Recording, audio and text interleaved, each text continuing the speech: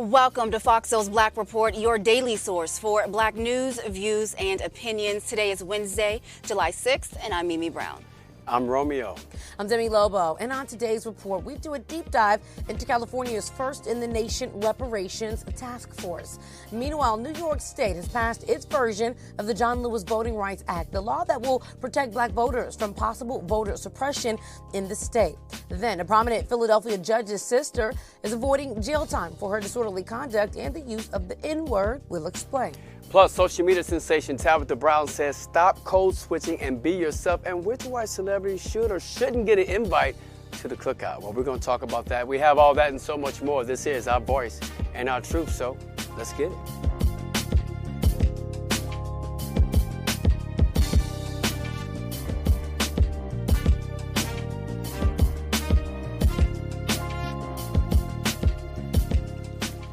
California is taking the lead in making reparations for U.S. slavery a reality. The state's Reparations Task Force was initiated after Governor Gavin Newsom signed landmark legislation last year. The panel has been tasked with coming up with a reparation report on how that program would work in the Golden State. The task force just finished a 500-page report that details the history of discrimination against African Americans from colonial times to the present. To discuss the next steps for the task force is Kamilah Moore, the chair of the task force. Kamilah, thank you for being here. Thank you so much for having me. Absolutely. So can you give us a brief rundown of the 500-page study? What are the most important things found in the task force in that report? Yes, so the 500-page historic interim report is 13 chapters. And each chapter is what we characterize as a task force as describing certain badges and incidents of slavery. So some of our key findings is that there are numerous or innumerable badges and incidents of slavery that negatively impact the African American community. But for the purposes of this report, we focus on the major 13 badges and incidents of slavery, and they're outlined in each of the 13 chapters. So we focus after enslavement on racial terror, political disenfranchisement, housing segregation, separate and unequal education, racism in environment and infrastructure. There's a chapter on pathologizing the Black family, also a chapter on control of creative and intellectual Black life. There's also a chapter on stolen labor and opportunity, on the unjust legal system, on mental physical harm and neglect. And then lastly, the 13th chapter is on the wealth gap. And so in each of these chapters, there's the federal breakdown that clearly demonstrates the federal government's role in perpetuating the atrocities against the African American community. And then there's also a California breakdown that clearly demonstrates California and the localities within the state of California's role in perpetuating different atrocities against the African American community. And so the panel is entering the developmental stage of the report. What does that mean? Yes, so over this past year, we've held virtual public hearings every other month or so, 2 days straight, 9 hours long each day, where we've invited members of the public to contribute public comment. We've invited particular people to provide personal and expert testimony on the different badges and incidents of slavery we discussed. And that's all incorporated in this historic interim report that was just released at the top of June. So now in this next and final year of the task force work, we're having intentional and substantive conversations as a 9-member task force about, okay, what does reparations actually look like in light of the evidence that we've collected over this past year that's reflected in this report? One argument that people are constantly raising is that slavery was never instrumental in establishing California as a state. So why should Californians pay reparations for an institution that had little, if any, impact on the state's history? Well, that's something that the California Reparations Task Force tackled head on, is this misconception that California was a free state, right? Very early on, by listening to, experts like Professor Stacy Smith, who has studied California's role in perpetuating the institution of slavery, we found that there were over 1,500 enslaved Black people in the state of California, many of which were brought to California from the South by their enslavers to mine for gold and to do other types of forced labor in the state. But also we learned early on, for instance, that California enacted a fugitive slave law that was actually more aggressive than the federal Fugitive Slave Act that existed at that time. And so what that did was, it empowered white vigilantes to, round up even free Black people who were living in California to enslave them, sometimes on California soil, or in some instances, they were deported to the South to be re-enslaved. So California is not exempt in maintaining the institution of slavery, and its impact is what we've studied in this report. Kamilah, you are giving us a history lesson there. I just learned a few things myself. So Congress has not passed the H.R. 40, the House bill that would authorize a committee to study the implications of slavery on the United States. But isn't that pretty much what you guys have done? How does H.R. 40 differ from what your group has put forth? Well, it doesn't differ. I mean, there's not much of a difference, because actually the language of H.R. 40, AB 3121, which the California Reparations Task Force scopes and powers are predicated on, the language of AB 3121 is essentially a carbon copy of H.R. 40. So what that means is the California Reparations Task Force is doing what H.R. 40, if it passed, would be doing. So we're, actively studying not only the state of California's role in perpetuating this, the institution of slavery, but again, we also discuss the federal government's role as well. And so, so goes California, so goes the nation. That doesn't mean that, H.R. 40 or any other national reparations legislation doesn't have its place. Our goal as a task force is hopefully what we're doing on a state level can be used as leverage for federal effort. Yeah, absolutely. Here's another argument that we commonly hear in the Black community is that your group specifically targets reparations for American descendants of U.S. slavery, but Black people from the Caribbean, Central America, the African continent, they've suffered discriminatory practices in California as well. Why was it necessary to narrowly target reparations to only descendants of American enslaved people? And so if you look at the statute, again, that the task force scopes and powers are predicated on, for instance, right, state of California, by virtue of the statute, we have to formalize an apology, right? It doesn't say to all Black people. The state of California is authorized to apologize to freed African slaves and their descendants. And in that statute, it qualifies who those freed African slaves and their descendants were, of those freed African slaves who were freed by virtue of the Emancipation Proclamation in 1863, and the 13th Amendment in 1865, and their descendants being those who were made citizens by virtue of the 14th Amendment in 1868. But then there were other reasons why the task force voted to maintain a lineage standard. A lineage-based reparation standards is in perfect alignment with what I call lineage-based reparations advocacy in this country, starting with people who were actually enslaved, like Belinda Sutton and Callie House and Isaiah Dickerson, to their descendants like Queen Mother Audley Moore, the Black Panther Party, to grassroots contemporary organizers who are fighting for reparations today. Also Secretary of State Shirley Weber, who championed this legislation when she was in the California State Legislature, provided expert testimony to the task force in February and advocated for a lineage-based rather than a race-based standard. And then we also heard from, UC Berkeley Law School Dean Erwin Chemerinsky, who was a preeminent constitutional law scholar, and he pretty much gave us the advice that in order to construct a successful reparations program that would evade scrutiny from not only the California Supreme Court, but from the United States Supreme Court, he advocated for a lineage-based reparation standard rather than a race-based standard. So there are a variety of different factors that factored into our decision to maintain a lineage-based reparation standard, but I would say, includes legal reasons and even moral reasons as well. Yeah, for sure. Are there any ideas on how the program would be paid for?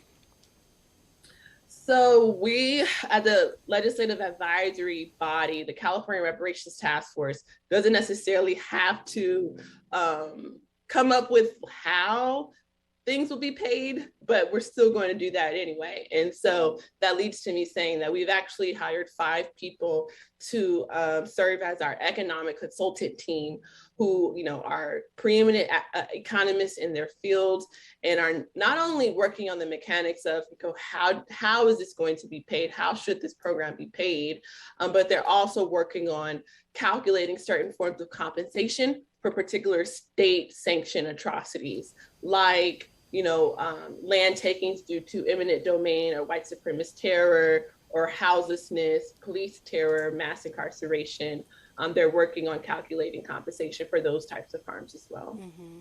And so lastly, Kamilah, what is the timeline for all of this? What's the next phase that it moves into, and what happens, you know, after everything is completed? Yes, so again, you know, we're in year 1, transitioning to year 2. So year 1 was a study phase, year 2 is the development stage. For now, we're having conversations about what reparations looks like in light of the evidence we've collected. And that final reparations plan will be in our final report that's going to be released in July of 2023. And then it's up to the California State Legislature to enact our final reparations plan into law. Because again, you know, we have the power to procure witnesses and procure documents, but we're a legislative advisory body, so we don't have necessarily enforcement powers. So it's going to be up to the California State Legislature to adopt our proposals into law. Kamilah Moore, thank you so much for joining us and enlightening us and our soulmates on the task force and the California task force and the work that you guys have done with this report. Thank you so much. Thank you again. Mimi, definitely something we talk about a lot here on the show. Thanks for that update. New York State has a new voters' rights law that prevents local officers from enacting laws that might suppress the right to vote. The John Lewis Voting Rights Act, named after the famed civil rights activist, makes New York one of the new states, the first states to bring back a version of the process known as pre-clearance.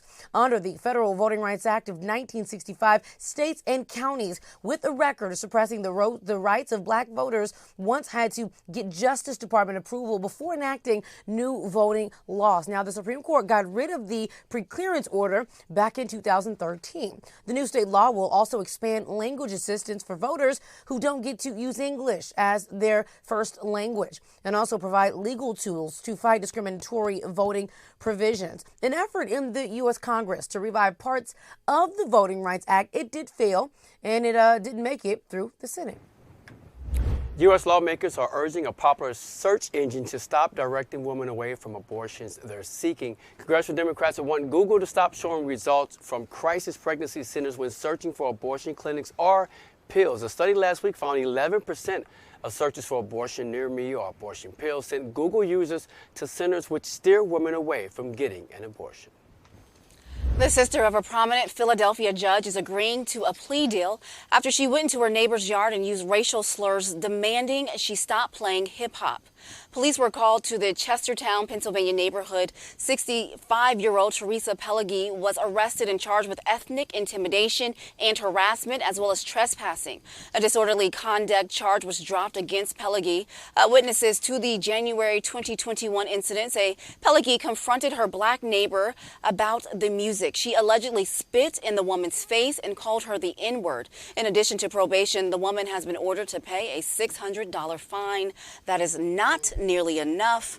I was reading this article, and apparently she called her the N-word a couple of times and told her that she doesn't run anything over here. You know, it's just very unfortunate that she went onto this lady's property and harassed her in her own property and was telling her about what she can and cannot listen to. I couldn't gauge the age of the young woman, but I do know she called her mother to come downstairs and help her. And, you know, the woman just went on.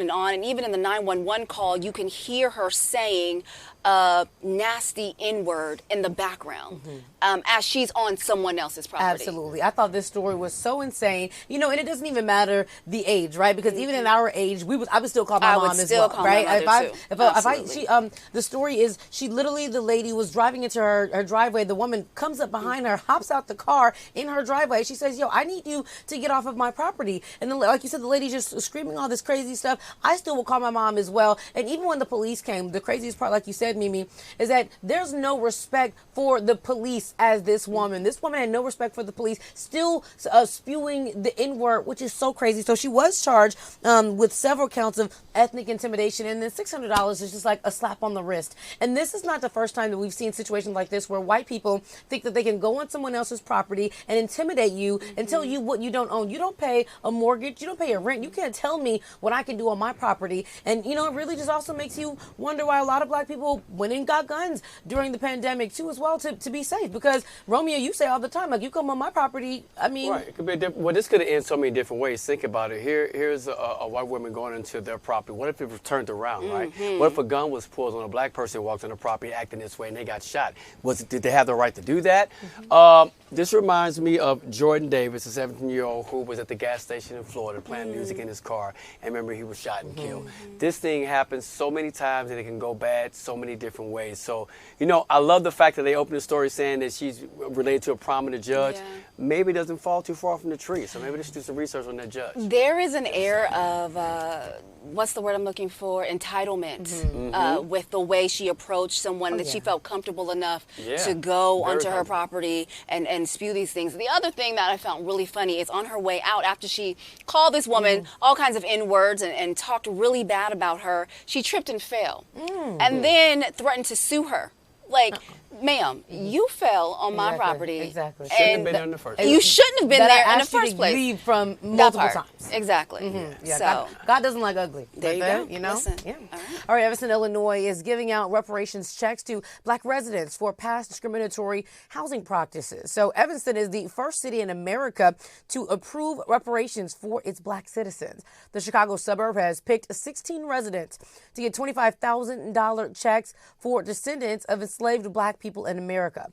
Religious organizations in the city are having fundraisers to help the city with those payments. Evanston officials plan to make payments available from a 3% tax of the sale of recreational marijuana. People getting reparations grants can use them towards mortgage repayments or home improvements. The program was established in 2019. This is not reparations. All right, the Belgian government will return the tooth of Patrice Lumumba to his family this week, hoping to draw a line under one of the most brutal and shameful episodes in the country's bloody history. The relic is all that remains of Lumumba, the first prime minister of the Democratic Republic of the Congo. Now, under its earliest name, Republic of Congo, Lumumba was by separatists and Belgian mercenaries in 1961. His killers dissolved his remains in acid and kept his teeth as a memento. Lumumba's son Roland said the return of the tooth means his family could finally have their mourning. A casket containing the tooth is set to be flown back to Congo, where it will be officially laid to rest at a memorial site. And the family of an 84-year-old grandmother is frustrated with the Chicago Police Department after the woman was killed in a car accident caused by police driving at a high rate of speed. This is surveillance video of the 2019 crash that took the life of Verona Gunn. A police car and an unmarked cruiser collided with each other, then hit the car in which Gunn was a passenger in. A family filed a wrongful death lawsuit. It also names the officers involved in the crash. They say no one from Chicago's police department has contacted them or taken any action stemming from the crash. The family says recordings and video surveillance captured the deadly collision, yet it still took Chicago police more than 2 years to complete its own investigation. The family says it's been 3 years and they still haven't seen an investigation report or know if the officer has been disciplined or if he's been terminated. There's been absolutely no word on what is going on in their case, and this is just really sad. This family, they have retained a lawyer, and they continue to fight for this woman who was clearly a grandmother, 84 years old. She was the passenger, and then there's some I believe it was either body cam footage or some sort of radio footage where the EMT was telling the police officers to slow down because they were going too fast. So it seems like they have a rock solid case, and they're just waiting on the Chicago Police Department to get back to them after 3 years. It should not take this long. Mimi, I'm so glad that you did a little deep dive, because this story, like you said, is so very sad. So what happened here is she was in the back seat of a car, of a blue Toyota, just a passenger in the back seat. And so these two police officers collided when, like you said, responding officers said, hey, the suspect that we're looking for is disarmed. So you don't need to go as fast as you're going right now. Slow down, slow down. They kept telling them to slow down. You're going too fast. So they were already disobeying reports from the department. So that's the first mess up there. We're told to pull to the right for sirens and lights. We're supposed to pull to the side. So that's exactly what this car was doing. This car pulled over to the side. They were waiting for all this crazy traffic to bypass them, as we do, right? And so you're not thinking in a million years, you're pulling to the side, doing what I'm supposed to do, that two officers are not doing what they're supposed to doing, and then I end up losing my life. And so this is such a sad story. And, I want this family to get everything that they deserve, because everyone else in the car was also injured as well. We haven't even talked about them. She's the third person. There were two people in the front that were also injured as a result of this. So this is going to be a massive lawsuit, but it just really is terrible to see that you pulling to the right and doing what you are supposed to be doing, and something like this could happen. It's hard to move on with your life when you know you can't get justice, and it's obvious. You see the footage, you hear the audio, you know what they were doing was wrong. They were in the wrong, and yet you still have to wait. You've already buried this woman, and she's been laid to rest, but you cannot have peace until you get the results and the justice that you so deserve. So we're hoping to have a better story on this coming up later. Yeah, it's just such a slap in the face to not respond in any kind of way to their lawsuit, to what happened to their family member. And so, as you said, Romeo, hopefully they'll get justice, and the more attention that we're bringing to it, the more attention that they'll pay attention to the case. Because we see a quick action when a police officer is injured, but here we are years later, a police officer injures someone. Now we are waiting 2-3 years to get justice.